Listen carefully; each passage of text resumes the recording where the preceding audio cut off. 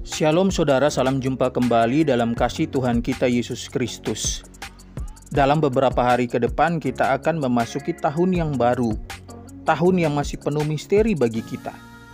Kita tidak tahu apa yang akan terjadi dengan karir kita, keluarga kita, bagaimana dengan kondisi keuangan, demikian juga dengan kesehatan serta pelayanan kita.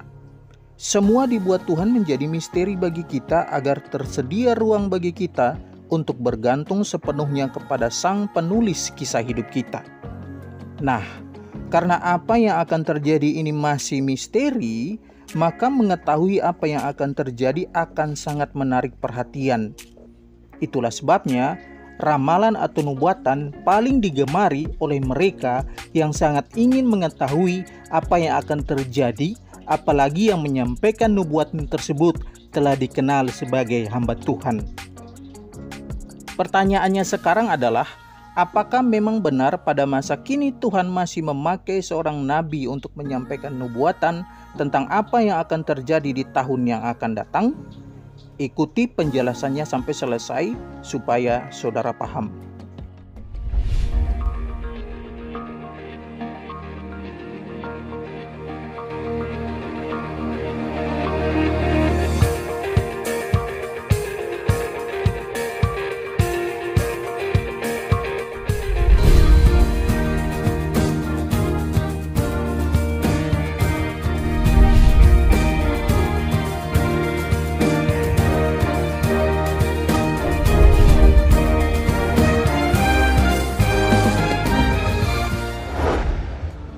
Saudara-saudara, bicara tentang nubuatan, pertama-tama yang harus kita pahami adalah bahwa bernubuat itu tugas dari seorang nabi. Nabi itu sendiri adalah seorang juru bicara Allah. Keluaran 7 ayat yang kedua, engkau harus mengatakan segala yang kuperintahkan kepadamu, dan Harun, abangmu, harus berbicara kepada Firaun, supaya dibiarkannya orang Israel itu pergi dari negerinya. Sebagai juru bicara Allah, seorang nabi hanya akan mengatakan apa yang disampaikan oleh Allah, tidak menambahkan maupun mengurangi. Sebagai orang yang bernubuat, seorang nabi memberitahukan penghakiman yang akan datang, pembebasan, dan peristiwa yang berkenaan dengan Mesias dan kerajaannya. Nubuat tidak pernah hanya untuk memuaskan keingintahuan manusia, tetapi dirancang untuk menunjukkan bahwa Allah Maha Tahu serta mengendalikan masa yang akan datang dan memberikan pernyataan dengan maksud tertentu. Saudara-saudara, dalam Perjanjian Lama dijelaskan bahwa nubuatan dari nabi yang sejati pasti akan digenapi, sedangkan nubuatan yang tidak terjadi membuktikan bahwa penyampainya atau nabi yang bernubuat itu adalah nabi palsu. Ulangan 18 ayat 20-22. Tetapi seorang nabi yang terlalu berani untuk mengucapkan demi namaku perkataan yang tidak kuperintahkan untuk dikatakan olehnya, atau yang berkata demi nama Allah lain, nabi itu harus mati. Jika sekiranya kamu berkata dalam hatimu, bagaimanakah kami mengetahui perkataan yang tidak difirmankan Tuhan? Apabila seorang nabi berkata demi nama Tuhan, dan perkataannya itu tidak terjadi dan tidak sampai, maka itulah perkataan yang tidak difirmankan Tuhan. Dengan terlalu berani nabi itu telah mengatakannya, maka janganlah gentar kepadanya. Jadi jelas bahwa jika nubuatan tidak terjadi, maka nabi yang menyampaikannya itu tidak diutus Allah. Dengan demikian, maka nabi tersebut adalah nabi palsu. Sekarang bandingkan dengan ayat berikut ini. Pertama Samuel 3 ayat 19. Dan Samuel makin besar dan Tuhan menyertai dia, dan tidak ada satupun dari firman-Nya itu yang dibiarkannya gugur. Dalam terjemahan lain berbunyi demikian, Samuel bertambah besar, Tuhan menyertai dia dan membuat semua yang dikatakan Samuel sungguh terjadi. Tapi saudara, apakah memang satu-satunya bukti bahwa seorang adalah nabi palsu itu hanya dari nubuatannya yang tidak terjadi? Tidak saudara, ini hanyalah salah satu bukti. Bukti lainnya tercatat dalam ayat berikut ini. Ulangan 13 ayat 1-3. Apabila di tengah-tengahmu muncul seorang nabi atau seorang pemimpi, dan ia memberitahukan kepadamu suatu tanda atau mujizat, Dan apabila tanda atau mujizat yang dikatakannya kepadamu itu terjadi, dan ia membujuk, mari kita mengikuti Allah lain yang tidak kau kenal, dan mari kita berbakti kepadanya, maka janganlah engkau mendengarkan perkataan nabi atau pemimpi itu.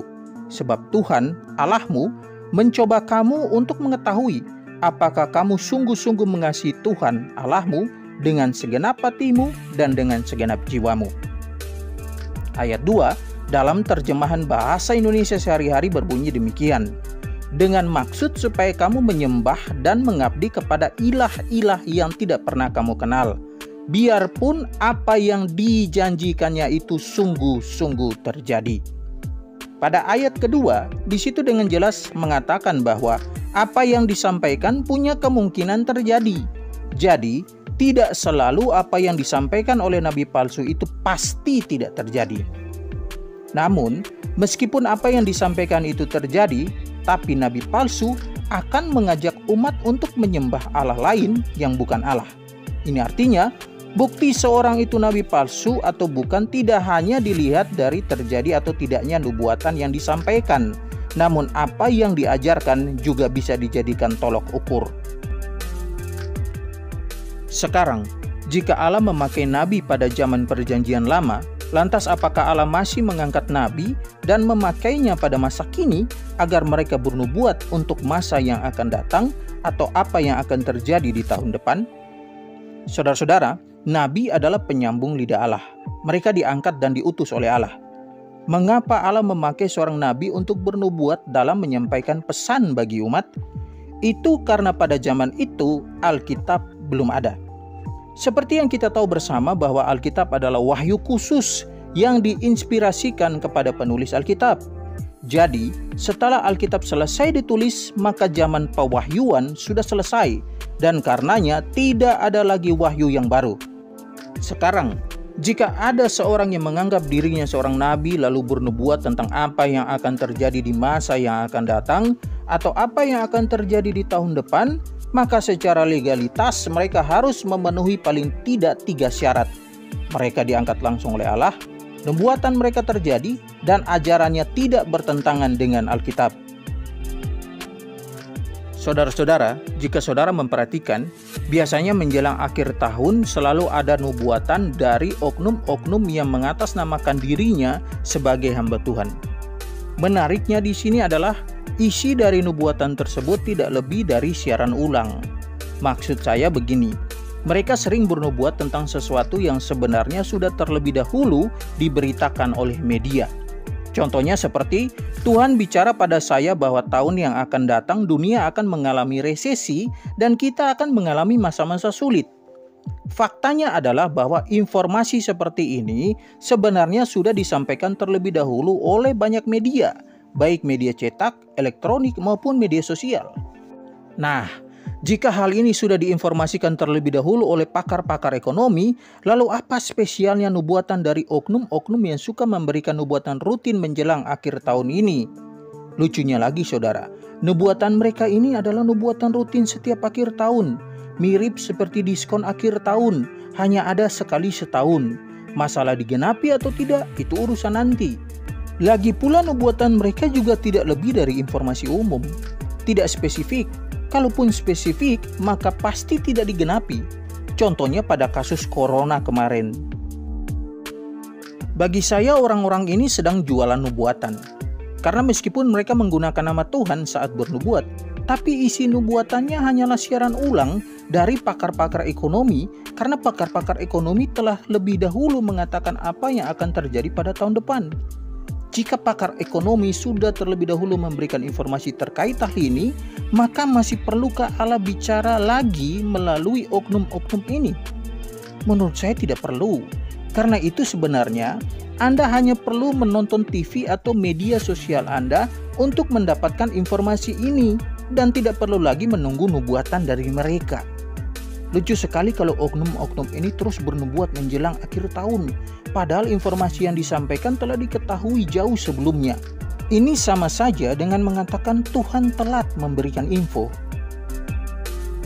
Tuhan yang saya sembah tidak telat memberikan info tentang masa-masa yang sulit menjelang kedatangannya. karena Dia telah memberitahukan itu semua dalam kitab suci kita. Jadi, daripada saudara bergantung kepada oknum-oknum nabi tanpa legalitas ini, sebaiknya bacalah Alkitab secara rutin, karena semua sudah tercatat di sana.